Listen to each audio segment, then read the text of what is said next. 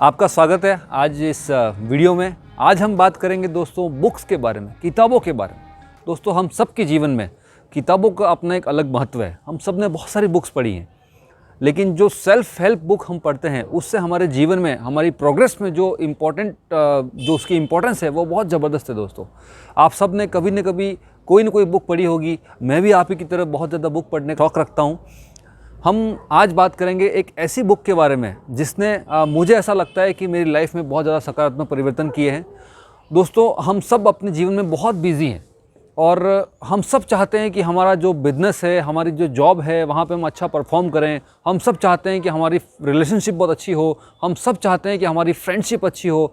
तो अब मेरे हाथ में एक ऐसी बुक आई जो एक्चुअल में लिखी तो गई थी 1936 के अंदर, और एक बहुत ही फेमस राइटर हुए हैं, ऑथर हुए हैं, डेल कार्नेगी। उनके बारे में आपने सुना होगा। उन्होंने वो बुक लिखी थी। उस बुक का टाइटल है how to win friends and influence people.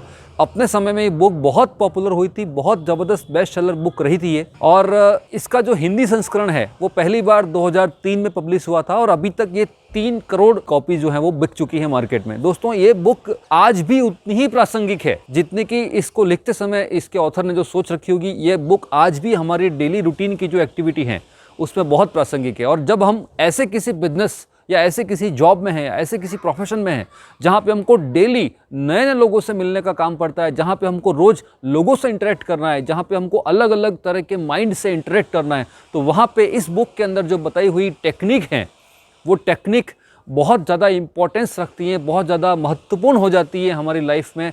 उन टेक्निक को इस्तेमाल करके हम बहुत अच्छा प्रोग्रेसिव रिजल्ट ले सकते हैं और हम अच्छे लेवल पे पहुंच सकते हैं। अपने जीवन में बहुत सारी सफलताएं हासिल कर सकते हैं। दोस्तों ये जो बुक मैंने पढ़ी उसके बाद में मैंने ये महसूस किया कि बुक तो लिखी गई 1936 में, लेकिन मेरे हाथ में बहुत लेट आई। लेकिन आज इस वीडियो के माध्यम से हम आपको कहना चाहते हैं कि अगर आपके हाथ में ये बुक है तो जहाँ भी आपको अवेलेबल होती है आप इसको लेके जरूर पढ़ें। और अगर आपको ऐसा लगता है कि ये बुक मेरे पास में अवेलेबल नहीं है या मैं इसको पढ़ने का इतना समय नहीं दे पाऊंगा, तो ये वीडियो शायद आपकी हेल्प कर सकता है, क्योंकि इस वीडियो में हम आपको वो चीज़ शेयर करेंगे जो इस बुक का मेन क्रक्स है। ये बुक बेसिकली 4 पार्ट में डिवाइडेड है। जो ऑथर का जो माइंडसेट है, जिन्होंने बताया कि 4 तरीके से हम इस बुक में पढ़ेंगे। उन्होंने part 1, part 2, part 3 and part 4 के अंदर कुछ चैप्टर्स बना के इस बुक को बनाया है। हम पार्ट बाय पार्ट आपको यहाँ पे उसके जो मेन पॉइंट्स हैं उसको हाईलाइट करेंगे। जो मेरी समझ है वो मैं आपको साथ में एक्सप्लेन करूँगा, और उसके बाद में अगर आपको लगता है कि बुक आपको पढ़नी चाहिए तो मैं ज़रूर आपको रिकमेंड करूँगा कि जहाँ भी जैसे भी ये बुक आपको अवेलेबल होती है आप इसको लेके पढ़िए। बहुत ही इंपॉर्टेंट इन्वेस्टमेंट आपके टाइम का और मनी का माना जाएगा आपकी नज़र में जब आप इस बुक को पूरा पढ़ेंगे। फ्रेंड्स इस बुक के अंदर 30 ऐसे थंब रूल बताए गए हैं जो पीपल इंटरेक्शन के अंदर, जो लोगों से बात करते वक्त हमको ध्यान रखने चाहिए, और वही चीज़ मैं आज आपको बताऊंगा।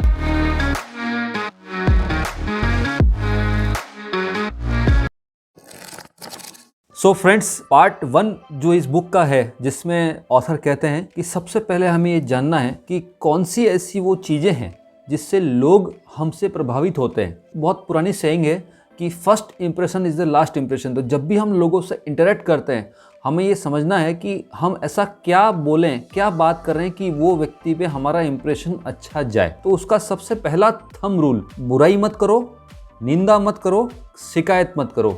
इसको हम बहुत ही कॉमनली बोलते हैं never criticise, condemn and complain. मुझे ऐसा लगता है कि हम लोग दिन भर में कहीं ना कहीं अनजाने में एक कंप्लेन मोड में रहते हैं। कई बार हम किसी काम से खफा होते हैं, कई बार किसी के व्यवहार से खफा होते हैं, कई बार किसी की मतलब अनसक्सेस से खफा होते हैं, कई बार हमको डिज़ायर रिजल्ट नहीं मिलते हैं तो हम खुद से ही खफा होते हैं। ऐसी बहुत सारी चीज़ें होती है जहाँ से हम लोग इंटरनली डीमोटिवेटेड या फ्रस्ट्रेटेड या डाउन फील कर रहे होते हैं। तो वो कहीं ना कहीं हमारे वर्ड्स में निकलता है। तो पहला रूल जो हमको फॉलो करना है वो ही करना है कि चाहे जो हो जाए, जब भी मैं किसी व्यक्ति से बात करूंगा तो मैं कोई शिकायत नहीं करूंगा, मैं उसकी निंदा नहीं करूंगा और मैं उसकी बुराई नहीं करूंगा। एक बहुत ही कॉमन चीज़ फ्रेंड्स मैं फील करता हूं, जब भी हम किसी व्यक्ति से मिलते हैं तो अक्सर हम इस चीज़ को भूल जाते हैं कि उस व्यक्ति के अंदर कुछ न कुछ ऐसा होता है जो कि तारीफ करने की योग्य होता है। तो जब हम पहली बार किसी व्यक्ति से मिलें, पहली बार जब किसी से इंटरेक्ट करें, तो हम पहली नज़र में वो चीज़ देखें जो उसके पास है और तारीफ़ की योग्य है, और हमें उस चीज़ की तारीफ़ करनी है, क्योंकि हर व्यक्ति अपनी तारीफ़ सुनना पसंद करता है। और जब भी हम किसी व्यक्ति से बात करते हैं तो हम ये चाहते हैं कि वो भी हमसे बात करे, हम ये चाहते हैं कि हम जैसा चाहें वैसा वो रिएक्ट करे, तो हमें उसके अंदर इस चीज़ के लिए प्रबल इच्छा जगानी होगी, क्योंकि इससे अच्छा दूसरा कोई काम नहीं हो सकता है, इससे अच्छा दूसरा कोई तरीका नहीं है किसी व्यक्ति के अंदर कोई काम करवाने का कि उसके अंदर उस काम को करने की इच्छा जगाई जाए। तो ये 3 प्रिंसिपल है जहाँ पे पार्ट 1 में ऑथर ने बताया है कि किस तरीके से आप बहुत आसानी से लोगों को प्रभावित कर सकते हैं। दोस्तों, इस बुक की सबसे अच्छी बात पता है क्या है? इस बुक की सबसे अच्छी बात यह है कि हर रूल के साथ, हर सिद्धांत के साथ कुछ न कुछ ऐसे रियल लाइफ एग्जांपल्स ऑथर ने दे रखे हैं जिसको पढ़ने के बाद हमको ऐसा लगता ही नहीं है कि हम कुछ चीजें सीख रहे हैं। हमको लगता है हम किसी स्टोरी के अंदर हैं, हम किसी फिल्म का पार्ट है जहाँ पे हमारे सामने वो घटना घटित हो रही है, और इस सिद्धांत का एप्लीकेशन वहाँ पे इस तरीके से दिखाया गया है कि हम समझ जाते हैं कि अच्छा, जस्ट इतना सा वर्ड चेंज करने से इतना बड़ा परिवर्तन आ सकता है रिजल्ट के अंदर। तो दोस्तों, ऐसे ही है कि हम कई बार ऐसा महसूस करते हैं कि क्या कारण है कि कुछ लोगों को बहुत ज़्यादा पसंद किया जाता है और कुछ लोगों को बिल्कुल ही नहीं पसंद किया जाता है। तो उसके पीछे जो यहाँ पे इस बुक में सिद्धांत बताए गए वो ये हैं कि 6 ऐसे तरीके हैं जिनको अपने व्यवहार में लाके हम लोगों के अंदर अपनी पसंदगी को बढ़ा सकते हैं, हम लोगों के चहेते बन सकते हैं। तो वो 6 सिद्धांत क्या हैं वो पार्ट 2 के अंदर इस बुक में बताया गया है। सबसे पहला सिद्धांत है, जब भी किसी व्यक्ति से बात करें, जब भी किसी के साथ इंटरेक्ट करें, तो सचमुच में उन लोगों में रुचि लें जिनसे आप बात कर रहे हैं। दूसरा, हमेशा चेहरे पे स्माइल रखें, मुस्कुराएं, मुस्कुराते रहें। क्यों? क्योंकि दोस्तों, हम सब लोग एक कहते हैं कॉमन परिदृश्य है कि जब भी हम किसी बात में इन्वॉल्व होते हैं तो हमारे चेहरे पे भाव सबसे पहले आते हैं, हमारे शब्द बात में निकलते हैं, और सामने वाला व्यक्ति कहते हैं कि चेहरा पढ़ लेता है। तभी तो फैमिली में कई बार ऐसा होता है कि जब हम उदास होते हैं तो हमारा चेहरा पढ़ के व्यक्ति कहता है कि क्या बात है, आज कुछ हुआ है क्या? तो हमेशा हमको अपने चेहरे पे स्माइल रखनी है, जिसकी वजह से सामने वाला व्यक्ति हमको पसंद करता है। और स्माइल कहते हैं कि ऐसा आभूषण है जो बिना पैसे का है और भगवान ने हमको दिया है। तो हमेशा इस आभूषण को धारण करके रखें दोस्तों, ये बहुत ज़बरदस्त मिरेकल क्रिएट कर सकता है। और तीसरा सिद्धांत जो इसमें बता रखा है इस पार्ट 2 के अंदर वो ये है कि जब भी किसी व्यक्ति से बात करें, जब भी किसी व्यक्ति को मिलें, जब भी किसी व्यक्ति को स्पेशली दोबारा मिलें, तो कोशिश करें कि आप उसे उसके नाम से पुकारें, क्योंकि जो नाम होता है वो व्यक्ति का अपने कानों में पड़ने वाला सबसे मधुरतम शब्द होता है। जब भी कोई, हम कितनी भी भीड़ में हो, जब भी कोई हमको अपने नाम से बुलाता है तो हम तुरंत उस आवाज़ की दिशा में पलटते हैं। क्यों? क्योंकि वो नाम ही है जो हमको सबसे ज़्यादा पसंद होता है। इसके बाद में दोस्तों, जब हम किसी से लोक व्यवहार कर रहे होते हैं, जब हम लोगों से बात कर रहे होते हैं, तो ये बुक ये कहती है कि सबसे पहले सुनिए, अच्छे श्रोता बनिए। जब आप अच्छे श्रोता बनते हैं तो हमेशा दूसरा व्यक्ति, सामने वाला व्यक्ति आपको अपने बारे में बहुत ज़्यादा बताना चाहेगा, और जब कोई व्यक्ति अपने बारे में बताता है और हम उसको सुन रहे होते हैं तो हम ज़रूर उसकी पसंद बनते हैं। और हमेशा हमको ये प्रयास करना चाहिए कि हम दूसरों को अपने बारे में बताने के लिए प्रोत्साहित करें, ना कि उनको अपने बारे में हम बता के उनको ये महसूस कराएं कि नहीं, मेरे पास तो सिर्फ बोलने का ही है, सुनने का धैर्य मेरे पास में नहीं। उसके बाद में 5वां सिद्धांत इस बुक में, इस पार्ट में जो ऑथर ने बता रखा है वो ये है कि सामने वाले के व्यक्ति की रुचि के विषय की बात करें। फॉर एग्जांपल, मुझे किसी और सब्जेक्ट पे इंटरेस्ट है और जिससे मैं बात कर रहा हूँ उसको किसी और सब्जेक्ट में इंटरेस्ट है, तो मुझे ये समझना है कि जब मैं इंटरेक्शन कर रहा हूँ तो मुझे उसके रुचि की सब्जेक्ट को चुनना है, जिसकी वजह से वो बोलेगा, मैं सुनूंगा, और हम दोनों के अंदर एक अच्छी बॉन्डिंग बनेगी। हमेशा जब किसी से बात कर रहे हो तो सामने वाले व्यक्ति को महत्वपूर्ण अनुभव कराएं और ईमानदारी से ऐसा कराएं कि आप मेरे लिए बहुत इम्पॉर्टेंट हैं। जब वो व्यक्ति ऐसा महसूस करता है कि आप उसको इम्पोर्टेंस दे रहे हैं तो वो आपको पसंद करने लगता है। दोस्तों, तो ये वो 6 तरीके थे जो पार्ट 2 में बता रखे हैं कि कैसे आप लोगों के चहेते बनेंगे। दोस्तों, पार्ट 3 बहुत ही इंटरेस्टिंग है। हम सबके जीवन में दोस्तों हमने कहीं ना कहीं ये महसूस किया होगा कि फला व्यक्ति मेरी बात को समझता नहीं है, मेरी बात को मानता नहीं है, पता नहीं इसके क्या चक्कर है कि मैं जो भी कहता हूँ ये उसका उल्टा ही सोचता है। तो यहाँ पे ऑथर ने इस पार्ट 3 में, इस बुक में ये बता रखा है कि लोगों से अपनी बात मनवाने के 12 तरीके हैं। वो 12 तरीके कौन से हैं वो मैं आपको 1 बाय 1 बताता हूँ। तरीका नंबर 1, चाहे कुछ हो जाए मुझे बहस नहीं करनी है। क्यों? क्योंकि इस बुक में ये बताया गया है कि बहस से एक ही फायदा होता है, और वो ये होता है कि हम इससे बच सकते हैं। अगर हम इससे बचने में सफल हो गए तो बहस कुछ ना कुछ अच्छा रिजल्ट लेके आएगी। अगर हम बहस करने लग गए तो चाहे हम बहस जीत जाएंगे लेकिन हम परिणाम हार जाएंगे। दूसरे व्यक्ति के विचारों के प्रति सम्मान दिखाएं। हो सकता है कभी कभी ऐसी बातें होती है लोक व्यवहार में, जब हम किसी व्यक्ति से वन ऑन वन इंटरेक्शन कर रहे होते हैं, जब हम किसी ग्रुप मीटिंग में इंटरेक्ट कर रहे होते हैं, तो कोई व्यक्ति ऐसा होता है जो कि हमारी बातों से सहमत नहीं है, या हमको ऐसा लगता है कि हम उसके विचारों से सहमत नहीं हैं। तो जरूरी नहीं है कि हम उसको ये कहें कि मिस्टर आप गलत हैं। सिर्फ हमें उसके विचारों के प्रति सम्मान दिखाना है। उसको मानना या ना मानना वो हमारे विषय की बात है, लेकिन उस समय उसको ये नहीं कहना है कि आप गलत हैं। सिद्धांत नंबर 3 कि अगर गलती हमारी है, यानी कि गलती अगर मेरी है, तो मुझे तत्काल और पूरी तरीके से अपनी गलती को मान लेना है। मुझे कभी भी उस गलती को जस्टिफाई करने की कोशिश नहीं करनी है कि मैं इसलिए सही था या मैं इसलिए गलत था, कुछ भी नहीं।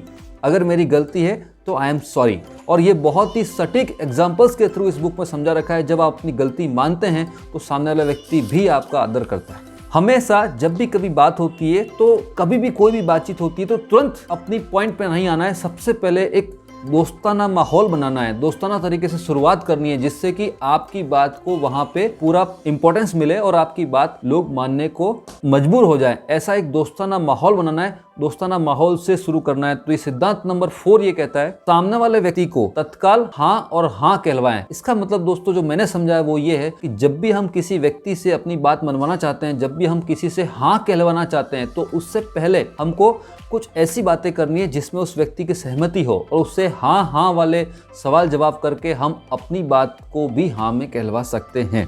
सामने वाले व्यक्ति को ज्यादा बातें करने दें, क्योंकि जब वो व्यक्ति बोलता है तो वो संतुष्टि फील करता है, और जब वो संतुष्टि फील करता है तो वो हमारी बात मानने के लिए तैयार हो जाता है। दूसरे व्यक्ति को ये लगने दें कि ये विचार उसी का है। हो सकता है कि हम अपनी बात कुछ कहना चाहते हो, लेकिन उस व्यक्ति को हमको ये महसूस कराना है कि एक्चुअल में भले मैं ये बता रहा हूँ आपको, लेकिन ये विचार तो आप ही का है, क्योंकि आप ही ने मुझे बताया था कि ऐसा ऐसा हो जाएगा तो बहुत अच्छा है। तो इस तरीके से हमको अपनी बात को रखना है कि उसको ये महसूस हो कि ये विचार तो उसी का है, सिर्फ मैं बोल के बता रहा हूँ उसको। इसके बाद में इस बुक में ये बता रखा है कि जब भी किसी से बात करें तो अपने दिल से, ईमानदारी से उस व्यक्ति के नज़रिए को समझने की कोशिश करें कि वो एक्चुअल में क्यों ऐसा व्यवहार कर रहा है, वो ऐसा क्यों बोल रहा है, वो ऐसा क्यों बोलना चाह रहा है। और जब आप उसको समझने की कोशिश करेंगे, कहते हैं ना कि जब हम किसी के सामने खड़े होकर बात करते हैं तो हमको हो सकता है कि उसकी बातें समझ में नहीं आए, लेकिन जब हम उसके पास खड़े होकर बात करेंगे तो हमको समझ में आएगा कि वो व्यक्ति किस नज़रिए से वो बातें कर रहा है। तो सिद्धांत नंबर 8 इस पार्ट 3 का वो ये कहता है कि हमेशा ईमानदारी से सामने वाले व्यक्ति के नज़रिए को समझने की कोशिश करें। रूल नंबर 9, सामने वाले व्यक्ति के विचारों और इच्छाओं के प्रति सहानुभूति प्रदर्शित करें। हो सकता है कि हम उसके विचारों से, उसकी बातों से सेटिस्फाइड नहीं हो, लेकिन फिर भी हमको एक सहानुभूति वाला व्यवहार करना है, जिससे कि उसके अंदर कोई ऐसा विरोधाभास पैदा नहीं हो कि यहाँ मेरी बात को पसंद नहीं किया जा रहा है। रूल नंबर 10, आदर्शवादी सिद्धांतों का सहारा लीजिए। यानी कि आदर्शवादी सिद्धांत का मतलब क्या हो गया कि आप जो कह रहे हैं बहुत अच्छी बात है, मैं जो कह रहा हूँ बहुत अच्छी बात है, चलो बेस्ट क्या हो सकता है उस पर बात करते हैं। तो इस तरीके से हम बहस से बच सकते हैं। हम आदर्श मतलब कहते हैं ना कि बेसिक पे फोकस करते हुए चीज़ों को आगे लेके जा सकते हैं। रूल नंबर 11 जो बहुत इंपॉर्टेंट है वो ये दोस्तों कि अपने विचारों को नाटकीय तरीके से प्रस्तुत करें। इसका मतलब क्या हुआ, देखिए दोस्तों, जब आप हमारी बातों के अंदर to the point, straight forward जब हम बात करते हैं तो कई बार कुछ लोगों को बहुत अच्छी लगती है और कुछ लोग उसका बुरा मान जाते हैं। लेकिन जब हम किसी चीज़ को, किसी बात को किसी एग्जाम्पल के थ्रू प्रमोट करते हैं, किसी स्टोरी के थ्रू प्रमोट करते हैं, तो हमारे विचार भी उसके सामने पहुंच जाते हैं और वो एग्जाम्पल के थ्रू समझता है तो बहुत अच्छे से उसको समझ पाता है। 12 नंबर रूल है वो ये कहता है चुनौती दें। इसका मतलब दोस्तों ये है, फॉर एग्जाम्पल, एक छोटे से एग्जाम्पल से ही मैं आपको ये बताता हूँ कि जब अगर मैं अपने घर में हूँ और मैं एक छोटे से बच्चे को बोलता हूँ कि बेटा मेरे लिए किचन में से 1 गिलास पानी लेके आओ, तो हो सकता है वो मना कर दे, क्योंकि मना करने का उसको अधिकार है। लेकिन जब मैं उसको बोलता हूँ कि हम दोनों किचन की तरफ रेस करते हैं, देखते हैं कौन पहले पानी तक पहुंचता है, तो शायद वो मेरी बात को तुरंत मान लेगा। तो दोस्तों इस तरीके से हम लोग अपनी टीम के अंदर, अपने परिवार के अंदर सकारात्मक तरीकों से एक हेल्दी एटमॉस्फेयर क्रिएट कर सकते हैं आपसी कंपटीशन का, जिसकी वजह से हम सब लोग अपने best of the best performance दे सकते हैं, जिससे कि फैमिली, बिजनेस, टीम सब जगह हमारी ग्रोथ आएगी। तो फ्रेंड्स ये था पार्ट 3। और दोस्तों अब हम चलते हैं पार्ट 4 की तरफ, और पार्ट 4 इस बुक का लास्ट पार्ट है। और यहाँ पे पार्ट 4 का जो शीर्षक है वो ये कहता है कि ठेस पहुँचाए बिना कैसे हम अपनी बात बताते हुए, अपनी बात मनवाते हुए लोगों के अंदर वो बदलाव लाने का प्रयास करें, लोगों को वो बदलाव लेके आएँ लोगों में, जो हमें अपनी ग्रोथ के लिए ज़रूरी है, जो हमें अपनी टीम की ग्रोथ के लिए ज़रूरी है। तो ठेस पहुंचाए बिना लोगों को कैसे बदलें, उसके लिए यहाँ पे 9 सिद्धांत बताए गए हैं। मैं आपको वो 9 के 9 सिद्धांत पढ़ के सुनाता हूँ और यहाँ पे इस बुक का रिव्यू खत्म होगा।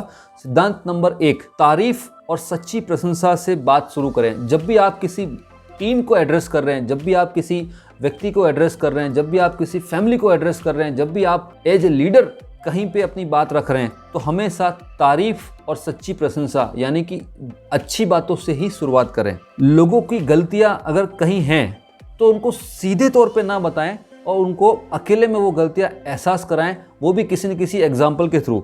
लेकिन कभी भी लोगों के सामने सीधे तौर पे उनको अपनी गलतियां ना बताएं। रूल नंबर 3, किसी की आलोचना करने से पहले अपनी गलतियां बताएं कि इसी जगह पे, इसी माहौल में मैंने ये गलतियां करी हैं और बेहतर होगा कि अगर आप मेरे अनुभव से सीख के ये गलतियां ना करें। तो अपनी गलतियां बता के जब हम किसी को सामने वाले की गलतियां बताते हैं तो वो हमारे प्रति आदर महसूस करता है, न कि वो ये महसूस करता है कि मुझे मेरी गलतियां बताई जा रही हैं। हमेशा सीधे आदेश ना दें, आदेश देने की बजाय प्रश्न पूछें कि इस सिचुएशन में हमें क्या करना चाहिए, और फिर उनसे बात कर सकते हैं कि मेरा सजेशन ये है कि हमें ये करना चाहिए, आप क्या कहते हैं। तो इस तरीके से जब हम किसी से बात करते हैं तो वो व्यक्ति एक कोऑपरेशन फील करता है, न कि वो ऑर्डरिंग फील करता है, और ऑर्डरिंग किसी को अच्छी नहीं लगती, चाहे हम हो चाहे कोई और हो। रूल नंबर 5 ये कहता है कि कभी कोई व्यक्ति बहुत ज़्यादा गलत है तो भी उसको इतना अपमानित ना करें, उसको हमेशा एक मौका जरूर दीजिए कि वो अपनी लाज बचा सके और बेटर परफॉर्मेंस करके आपके सामने आ सके। तो हमेशा लोगों को मौका दीजिए अपनी लाज बचाने का। थोड़े से सुधार की भी तारीफ करनी है, हर सुधार पर तारीफ करनी है, दिल खोलकर तारीफ करनी है और मुक्त कंठ से सराहना करनी है। यानी कि जब भी कभी कोई भी मौका बनता है कि हमें तारीफ करने का मौका मिल रहा है, तो चाहे व्यक्ति का जो परिणाम है वो छोटा सा इंप्रूवमेंट है या बहुत बड़ा इंप्रूवमेंट है, लेकिन हमें सिर्फ तारीफ करनी है और बहुत ही ईमानदारी से, दिल खोल के, मुक्त कंठ से सराहना करनी है। रूल नंबर 7, सामने वाले व्यक्ति को एक ऐसी इमेज दें जिससे वो सही साबित करना चाहे। यानी कि जब हम किसी टीम को एड्रेस कर रहे हैं, जब हम टीम बिल्डिंग वर्क के अंदर हैं, जब हम अपनी फैमिली के अंदर हैं, तो हमेशा ऐसी इमेज उसकी दिखानी है हमको जिससे कि वो उसे सही साबित करने के लिए हमारे साथ काम करने को राजी हो, और वो इमेज उसकी लाइफ के लिए, उसकी पर्सनल ग्रोथ के लिए भी इंपॉर्टेंट हो। मीनवाइल जहाँ जिस टीम में वो है, जिस फैमिली में वो है, उसकी ग्रोथ के लिए भी इंपॉर्टेंट हो। रूल नंबर 8, प्रोत्साहित करें, यह बताएं कि गलती सुधारना आसान है। दोस्तों, लीडर का एक काम होता है कि हमेशा वो ग्रुप को मोटिवेटेड रखता है, और उसका एक ही तरीका है, वो है जब भी कभी कोई ऐसा क्षण आता है, ऐसा पल आता है जहाँ पे आपको लगता है कि टीम के अंदर वो एक्साइटमेंट नहीं है, तो वहाँ पे इमीडिएटली कमान अपने हाथ में लेके लोगों को काम करते हुए बताना है कि देखिए ये काम कितना आसान है और ये गलती सुधारना कितना आसान है। हमेशा प्रोत्साहित करना है। और रूल नंबर 9 वो ये है कि सामने वाले व्यक्ति को कोई भी काम इस तरह सौंपें कि वो काम आपका कहा हुआ खुशी खुशी कर दे। उसका बेहतरीन तरीका दोस्तों, इस रूल में जितने भी पॉइंट हमने सीखे हैं उन सबको अप्लाई करते हुए लोगों के अंदर एक वी फीलिंग लेके आनी है और उस व्यक्ति को इंपॉर्टेंस फील करनी है कि तुम्हारी वजह से ये काम संभव हो सकता है अगर तुम मुझे इतना सा काम करके दो। तो इस तरीके से दोस्तों ये काम वो व्यक्ति खुशी खुशी करेगा। तो दोस्तों यहाँ पे हमने बताया पार्ट 4। फ्रेंड्स, ये जो 30 थंब रूल्स पीपल इंटरेक्शन के हमने आज इस how to win friends and influence people, या हिंदी में कहें लोक व्यवहार, बुक से जो हमने सीखे हैं, जो हमने समझे हैं, मेरा पर्सनल सुझाव है आप सबको कि जिस तरीके से मैं अपनी डेली रूटीन में, अपनी लाइफ में जब मैं लोगों से बात करता हूं तो मैं इन सिद्धांतों को महसूस करता हूं, फील करने लगा हूं, उसी तरीके से मैं आप सबको सुझाव देता हूं कि आप एक एक करके, एक साथ नहीं, एक एक करके एवरीडे, रोज़ सुबह में एक नियम को याद कीजिए और अपने दिन भर के व्यवहार में जब आप लोगों से मिलते हैं तो उसको महसूस कीजिए कि कहाँ पे आपने वो चीज़ इस्तेमाल करी, कहाँ पे आपने उस नियम का उपयोग किया, या कहाँ पे वो सिद्धांत आपके बातों में उपयोग में आ गया, और उसके परिणाम को नोट कीजिए। उसके बाद में आप महसूस कीजिए कि कैसे धीरे धीरे हमारा लोक व्यवहार बहुत अच्छा होता जा रहा है, जो कि ऑलरेडी पहले से अच्छा था। लेकिन दोस्तों मेरा अपना बताऊं तो मुझे आज जब इस बुक को पढ़ने के बाद मुझे महसूस होता है कि पीपल इंटरेक्शन में, लोगों से बातचीत करने में, रूटीन में लोगों से बातचीत करने में मैंने कई ऐसी गलतियां करी हैं। आज मुझे बिल्कुल भी शर्म नहीं है आपके सामने ये मानने में कि मैंने कई बार ऐसी गलतियां करी हैं। अपने परिवार के लोगों से बात करने में गलतियां करी है, अपने दोस्तों से बात करने में गलतियां करी है। लेकिन आज मुझे लगता है कि अब यहाँ से आगे की जो लाइफ है उसमें अगर हम इन सिद्धांतों का पालन करेंगे तो हम अपनी लाइफ में कुछ ना कुछ बहुत अच्छा कर पाएंगे। तो दोस्तों, अगर आपको ऐसा लगता है कि ये वीडियो देख के आपके जीवन में कुछ परिवर्तन आ सकता है, इस बुक को पढ़ के आपके जीवन में कुछ परिवर्तन आ सकता है, अगर आपको ऐसा लगता है कि किसी और व्यक्ति को ये वीडियो या एक किताब हेल्प कर सकती है, तो आप ज़रूर शेयर करें। और अगर आपको हमारे अंदर कुछ लगता है कि हमें कुछ और इम्प्रूव करने की ज़रूरत है, तो आप प्लीज़ कमेंट बॉक्स में हमें ज़रूर सजेस्ट कीजिएगा, ताकि हम अगले वीडियो के अंदर उन इम्प्रूवमेंट को लेके आपके सामने फिर से आ सकें। और अगर आपको अच्छा लगता है तो आप इसको लाइक कीजिए, शेयर कीजिए, कमेंट कीजिए और हमारे चैनल को सब्सक्राइब कीजिए। Thank you very much.